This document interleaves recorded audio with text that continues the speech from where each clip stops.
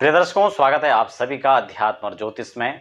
मैं हूं आप सभी के साथ देवभूमि ऋषिकेश उत्तराखंड से आचार्य आशीष। अध्यात्म और ज्योतिष की यात्रा में आप सभी का बहुत बहुत अभिनंदन। फटाफट बिना समय गंवाए हम लोग चल लेते हैं आज की चर्चा पर। आज का विषय रहेगा भद्र योग। पिछली वीडियोस में मैंने आपको पंच महापुरुष योगों की श्रृंखला में आपको मैंने गजकेसरी योग के बारे में बताया, सस योग के बारे में बताया, आपको मंगल से बनने वाले रोचक योग के बारे में मैंने आपको चर्चा की। आज भद्र योग के बारे में हम लोग चर्चा कर रहे हैं। हंस योग के बारे में हम चर्चा कर चुके हैं। अर्थात ज्योतिष के महत्वपूर्ण योगों पर हम लगातार चर्चा कर रहे हैं। दर्शकों, आज की वीडियो से हम आगे बढ़ाएं। यदि आप नए दर्शक हैं, पहली बार विजिट कर रहे हैं, तो अध्यात्म ज्योतिष को सब्सक्राइब कर लें। और हाँ, यदि आप लगातार हमारे कार्यक्रम देखना चाहेंगे तो आप वीडियो बेल आइकन को प्रेस कर लें ताकि आपको वीडियो समय समय पर प्राप्त होती रहे। दर्शकों, जब हम भद्र योग की बात करेंगे तो भद्र शब्द सुनते ही भद्रम कर्णे विशृणुयामः, अर्थात भद्रम शब्द का मतलब होता है कल्याण।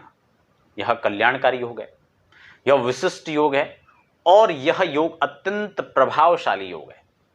दर्शकों, यदि आपकी जन्म कुंडली के अंदर यह योग बन रहा है और यह योग प्रभावी नहीं है तो क्यों इसका प्रभाव नहीं मिल पा रहा है, हमें इस पर विचार करना चाहिए। मैं उपाय भी आपको अंत में बताऊंगा। और हाँ, यदि यह योग आपकी कुंडली में बन रहा है और आपको विशेष प्रभाव नहीं मिल पा रहा है तो क्यों नहीं मिल पा रहा है। कुछ हद तक प्रभाव मिल रहा है लेकिन वह लाभ आपको नहीं मिल पा रहा है। सबसे पहले हम यह समझ लेते हैं कि भद्र योग बनता कैसे, लेकिन उससे पूर्व हमें यह समझ लेना चाहिए कि भद्र योग का लाभ क्या क्या प्राप्त होता है। भद्र योग जिनकी कुंडली में बनता है, यह बुध से बनने वाला यह योग है। जिन लोगों की कुंडली में भद्र योग बनता है, ऐसे लोग वाक चातुर्य के धनी होते हैं, वाणी के धनी होते हैं। सरस और मधुर वाणी ऐसे लोगों की होती है। बड़ा ओज और तेज उनके पास में होता है। अगर हम बात करें ऐसे जातकों की, तो ऐसे जातक मल्टी टैलेंटेड होते हैं। अकाउंट में बड़ी अच्छी पकड़ होती है, सामाजिक कार्यकर्ता हो सकते हैं, राइटर हो सकते हैं, कवि हो सकते हैं, काव्य रचना में उनका बड़ा अच्छा योगदान और प्रस्तुति रहती है। कुल मिलाकर देखा जाए, ऐश्वर्यवान धनवान के साथ साथ में विद्या और बुद्धिमान भी ऐसे लोग होते हैं। अब हम बात कर लेते हैं भद्र योग बनता कैसे। यह योग भी आमूमन जो योग पहले आपको बताए हैं उन्हीं की तरह केंद्र में यह योग का निर्माण होगा। बुध यदि स्वग्रही और उच्च राशि को होकर के इन चार भावों के अंदर बैठ जाते हैं, यदि 1, 4, 7 और 10 इन चार घरों को केंद्र कहते हैं, यदि इन्हीं चार घरों के अंदर कहीं ये योग बन रहा है, इस योग का निर्माण हो रहा है, तो यह योग अत्यंत फलदायी और शुभ होगा। बुध को हम यहां पर जब उच्च या मूल त्रिकोण राशि मान लिया जाए 3, 6, यहां पर हम बुध को बैठा लें, ठीक है, बुध हमने यहां पर बैठा दिया।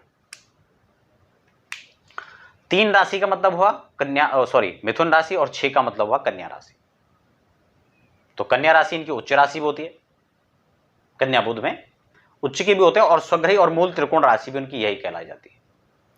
तो दर्शकों, यदि 3 और 6 राशि इन चार घरों के अंदर, मान लो यहां 6 पड़ जाए, ये यहां पड़ जाए, ये यहां चारों घरों के अंदर, या फिर 3 यहां, अर्थात सीधा सा मतलब हुआ कि मिथुन राशि इन चार भावों के अंदर कहीं भी बैठ जाए।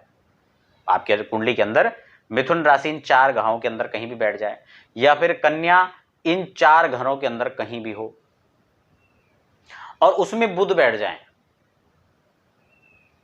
सीधा सा मतलब मिथुन और कन्या राशि में बुध होना चाहिए और बुध केंद्र में होना चाहिए, तो यह भद्र योग का निर्माण होगा।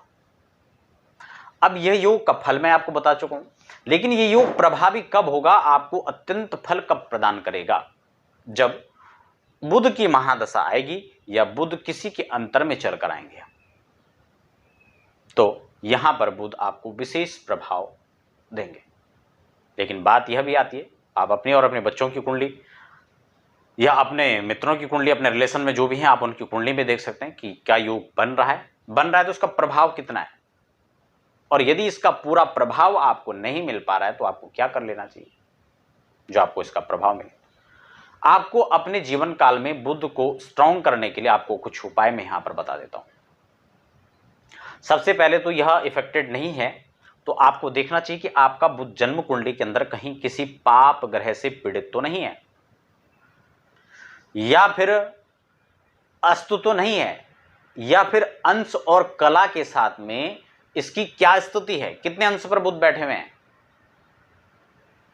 तब इसके प्रभाव पर आपको जाना चाहिए। इसी के साथ हम बात कर लेते हैं कि नवमांश में मान लिया जाए यहां तो आपका बुध श्रेष्ठतम है, लेकिन नवमांश में जाकर वो नीच हो जाते हैं, तो ऐसी स्थिति में उसका संपूर्ण लाभ आपको नहीं मिल पाएगा। तो हमें इस चीज पर भी यहां पर विचार कर लेना चाहिए। और अनुकूल दशाएं जब आती हैं, यानी बुध की दशा जब आएगी तब यह योग आपको विशेष प्रभाव देगा। तो इन 4 भावों के अंदर स्वग्रही और उच्च का बुध भद्र योग का निर्माण करता है। फल मैंने आपको बता दिया। प्रभाव आपको नहीं प्राप्त हो रहा है तो आपको अपने जीवन काल में बुध से रिलेटेड जो उपाय करने हैं वो मैं आपको बता देता हूं।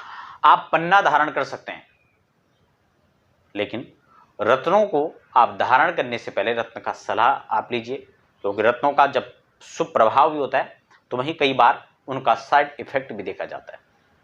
रत्न ओरिजिनल हो तो 100% आपको इसका लाभ मिलेगा, लेकिन रत्न पहनने का नियम और रत्न को प्रतिष्ठा के साथ धारण करें तो विशेष फल आपको प्राप्त होगा।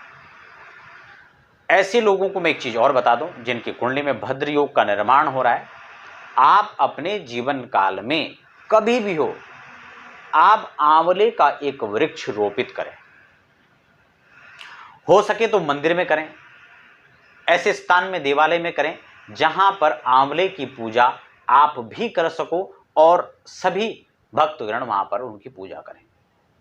एक चीज और यहां पर हो सकता है, आपकी यदि छोटी बहन है तो ठीक है, छोटी बहन नहीं है तो आपकी धर्मपत्नी की बहन यदि अर्थात आपकी साली हैं तो आप उनको समय समय पर कोई गिफ्ट कीजिए, कोई उनको उपहार दीजिए, उनकी सेवा कीजिए, उनको प्रसन्न रखिए, तो आपका बुध स्ट्रांग होगा।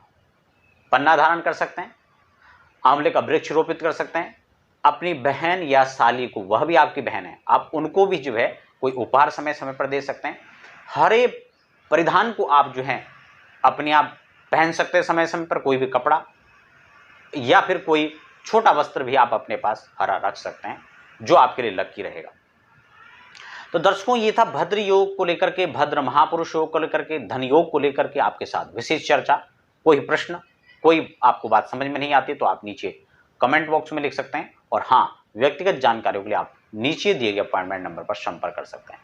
बने रहे हमारे साथ अध्यात्म ज्योतिष पर। फिलहाल हमें दीजिए इजाजत, अगले एपिसोड तक धन्यवाद।